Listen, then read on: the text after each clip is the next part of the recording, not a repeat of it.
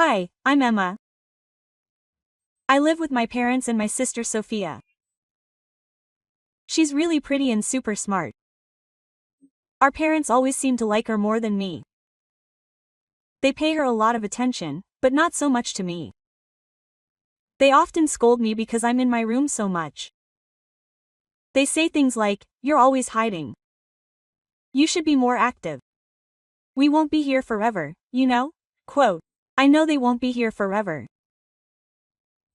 I have my own thoughts and things I want to do, but my parents see me as lazy and don't take me seriously. One day, my sister Sophia was talking to me. She said, "You're not as pretty or talented as me. Have you ever thought about what your goal in life is?" Quote. I said, "I'm happy with my life, so please don't say weird things."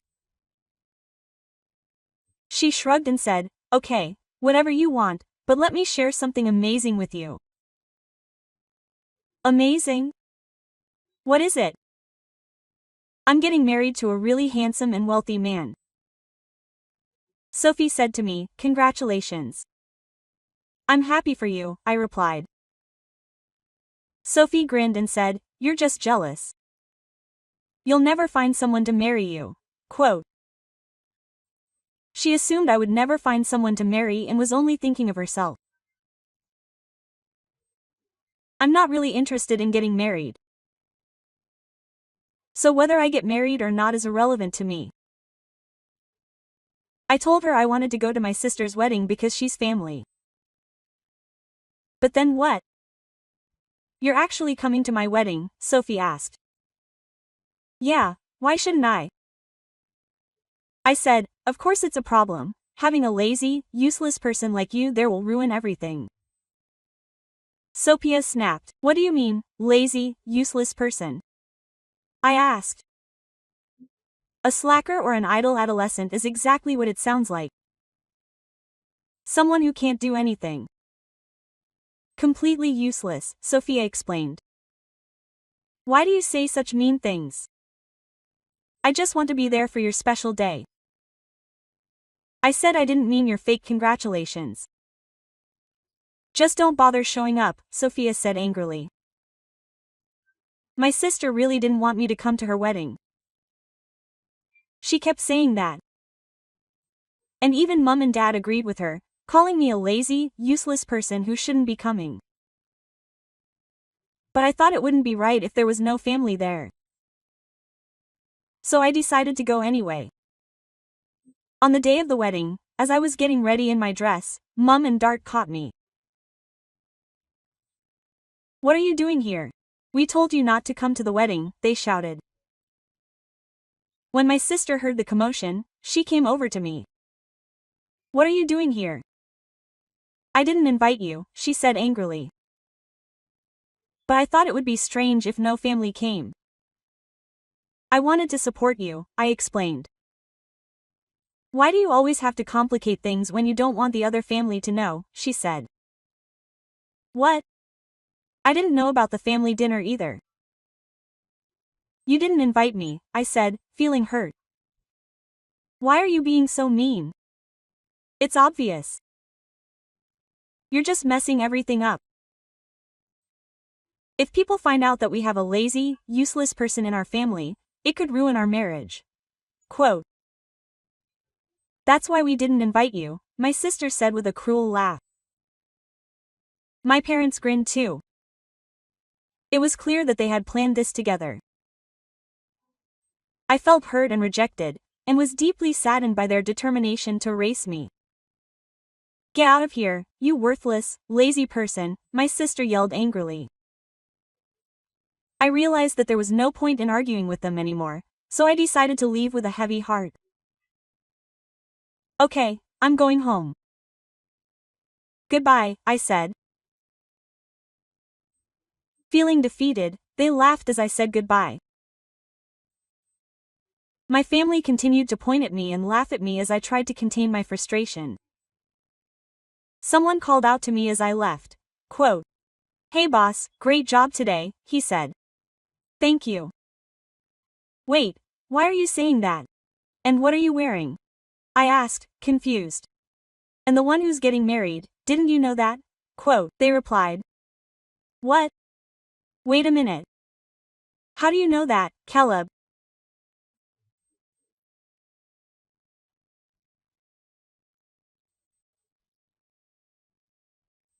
And why are you calling me boss? Quote, I asked, baffled. Also for your information, this person is the president of my company, they explained. You're definitely not the president, I exclaimed in shock. And what do you have to do with Sophia? They asked.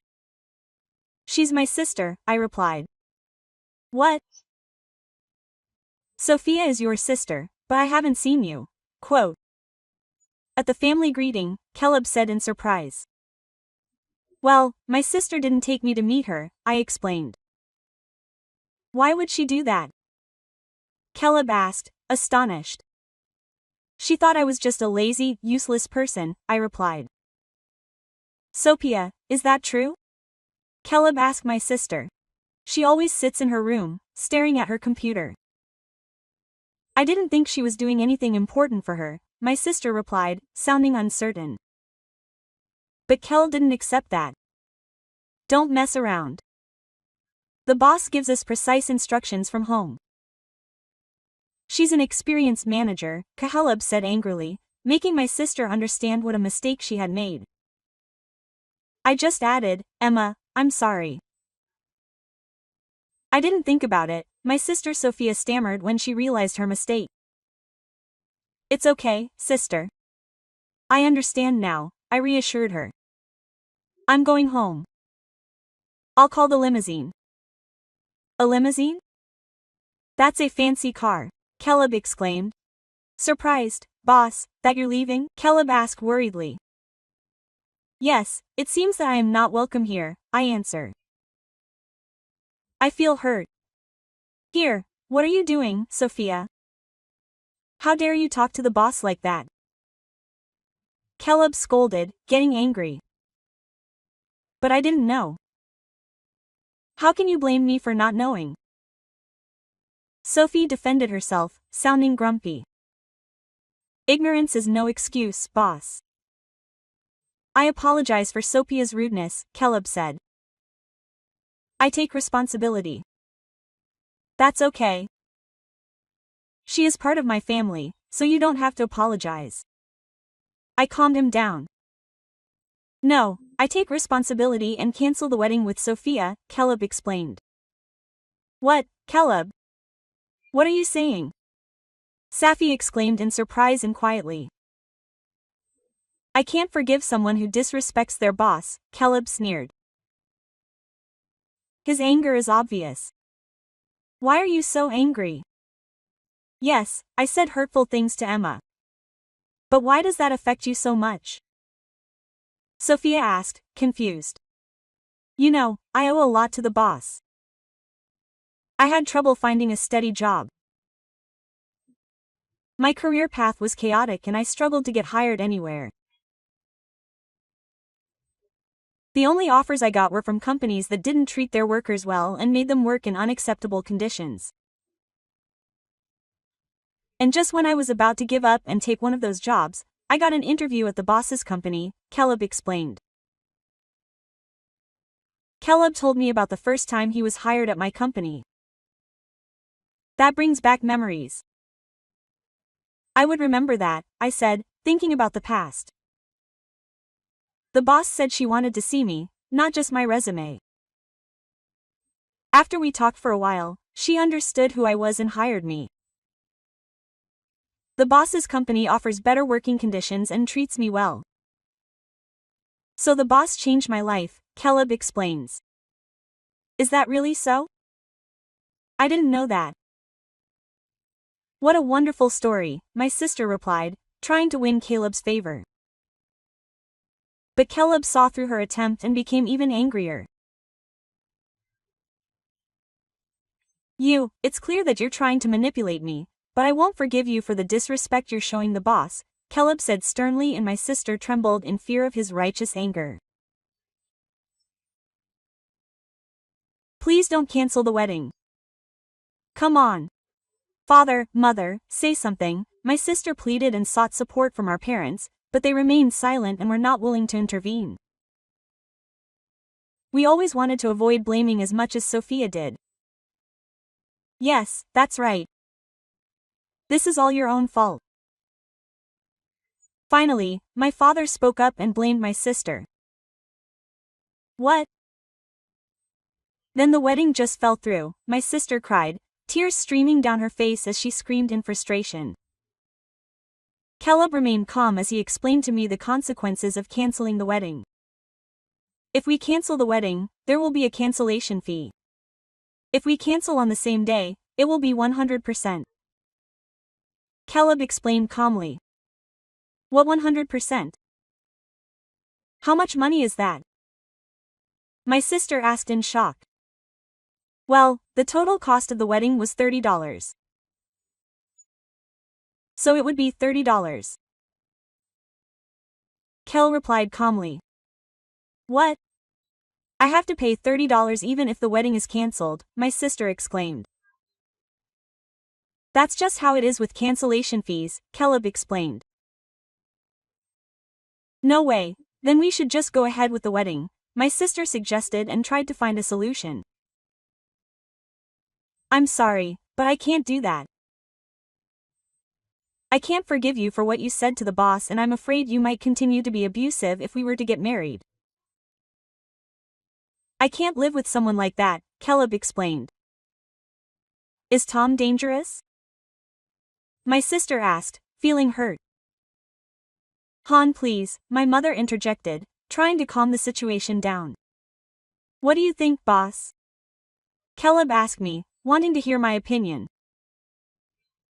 That's what she's saying now, but she's only telling you what you want to hear to get through this situation, I replied calmly.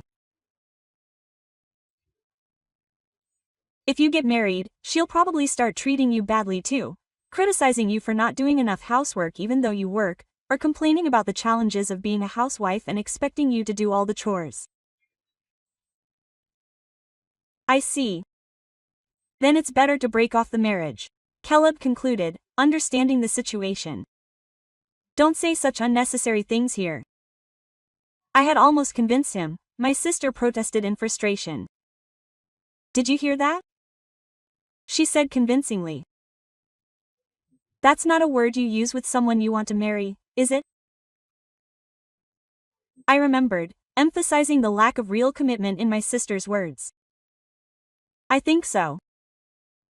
I think it's better to cancel the wedding or change, Caleb said and walked away. Wait, Caleb, don't go, my sister begged in a panic.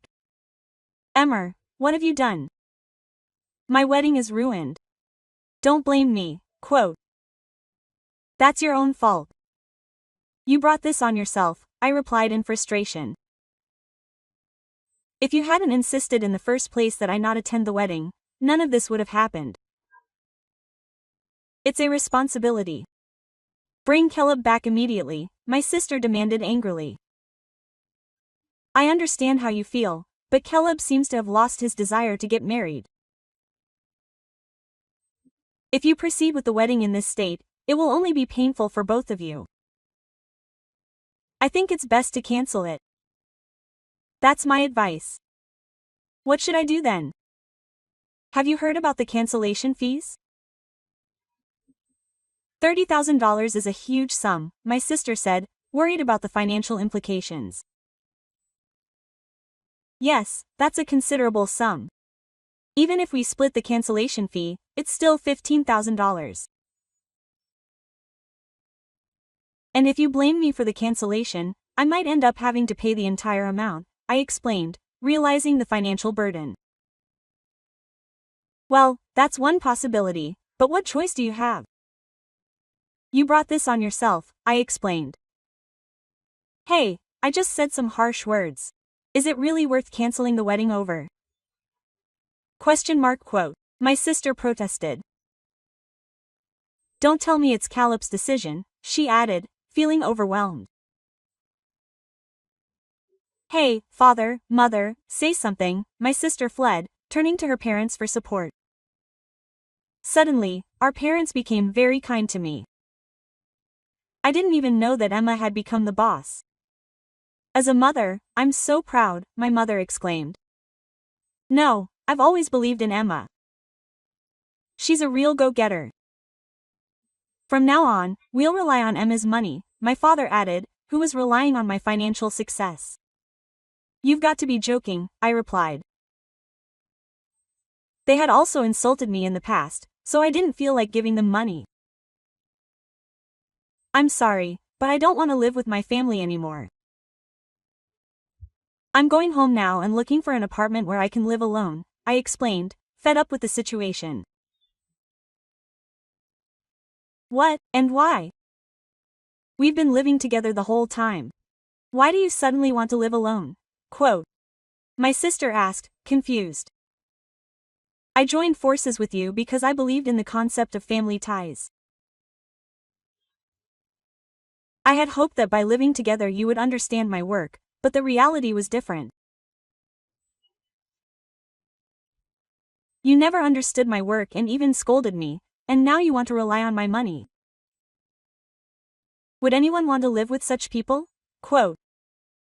I explained, hurt and frustrated. I understand.